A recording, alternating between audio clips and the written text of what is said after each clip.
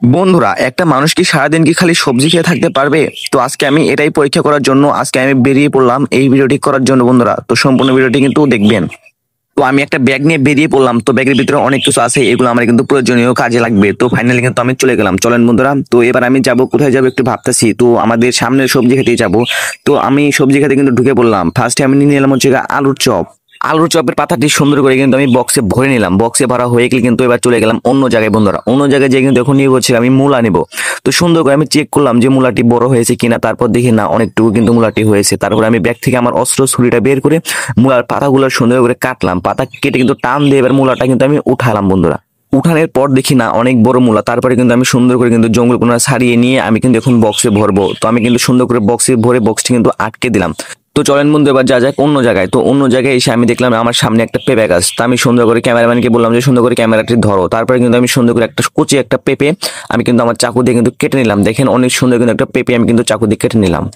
পেঁপেটা কাটা হয়ে গেলে আমি কিন্তু এটাও কিন্তু বক্সে ভরে নিলাম। বক্সে ভরে কিন্তু এবার যাচ্ছে আর একটা অন্য জায়গায়। তো অন্য জায়গায় এসে কিন্তু আমি দেখতে পেলাম যে এখানে কিন্তু অনেক শাক সবজি আছে। এখান থেকে আমি কিছু একটু পালং শাক আর একটু লাল শাক কিন্তু উঠা নিলাম বন্ধুরা। দেখতে পাচ্ছেন পালং শাক উঠানো শেষ, এবার লাল শাক উঠালাম।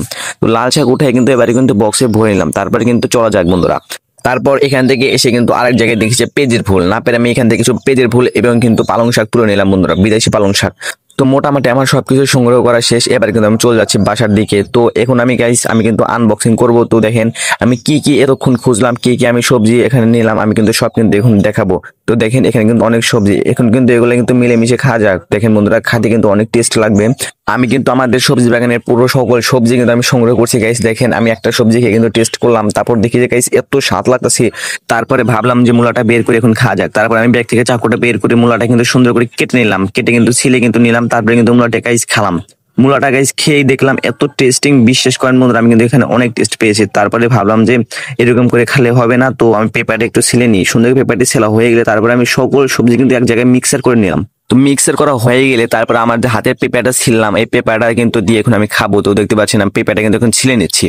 পেঁপেটি সম্পূর্ণ ছেলা হয়ে গেলে গাছ দেখেন আমি কিন্তু এবার কিন্তু সকল সবজিতে খাবো গাছ। বিশ্বাস করেন এত স্বাদ লাগতেছে আমার কাছে, আমি ভাবতেই পারি না যে এত স্বাদ লাগবে। আপনারাও কিন্তু চাইলে কিন্তু এভাবে কিন্তু আমার মতন খাইতে পারবেন। আপনাদের সবজি বাগান থেকে এরকম ভাবে সুন্দর সুন্দর সবজি সংগ্রহ করে কিন্তু আপনারা কিন্তু চাইলে আমার মতন এভাবে কিন্তু মিক্সার করে খাইতে পারবেন। এত সুন্দর ভিডিও পাওয়ার জন্য কিন্তু চ্যানেলটি সাবস্ক্রাইব করে কমেন্ট করতে ভুলবেন না গাইস। তো আমার ভিডিওটি কেমন লেগেছে অবশ্যই কিন্তু কমেন্টস করে আমাকে জানাবেন। বোতলের মুখা দিয়ে বন্ধুরা অসাধারণ একটা এক্সপেরিমেন্ট বন্ধুরা। তার জন্য নিতে হবে একটা কলম। কলমের ফলটি ছাড়িয়ে নেওয়া হয়ে গেলে সুন্দর করে মুখার পিছনে কলমের কালিগুলো সুন্দর করে ছুতরে দিবেন যাতে ভালোভাবে ভরে বন্ধুরা। সুন্দর করে কালিগুলো ছুতরে দেওয়া হয়ে গেলে কিন্তু এরকম ভাবে সিস্টেম করে নেবেন। তারপরে কিন্তু আমরা পানি ভিতর দিব। এখন পানি ভিতর দিলে কিন্তু অসাধারণ একটা এক্সপেরিমেন্ট হবে। দেখেন বন্ধুরা অনেক সুন্দর একটা ভিউ বন্ধুরা। দেখেন এরকম মজার মজার ভিডিও পেতে চাইলে চ্যানেলটি সাবস্ক্রাইব করুন আর কমেন্ট করতে লাইক করতে কিন্তু ভুলবেন না বন্ধুরা। এখানে কলার মধু পড়ছিল, আমি একটু চেড়ে দেখলাম, মধুটা অনেক স্বাদ লাগলো। তাই আমি ভাবলাম এটা থেকে মধু সংগ্রহ করা যাক। তাই আমি সুন্দর একটা কাঁচের গ্লাস নিয়ে কিন্তু রসে বেঁধে নিলাম।